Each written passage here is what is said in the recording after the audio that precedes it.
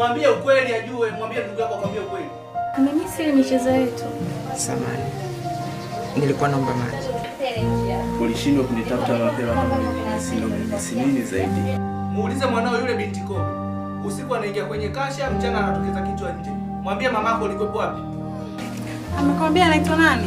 Hapana, wala hata sikumuuliza. Hapana kaka, nilivyokuwa njani nipolwa vitu. Sio kawaida yako. Usinyang'e kijanja nini? Nakuja hapo shehe. Labda zangu jana hapa ukiingia mle. Dakika 5 tomboni. Nakuchukulia pale. Hivi tunaingia lini studio? Maana nataka nikawaone wenu mlipofikia. Achia kama yuko sawa.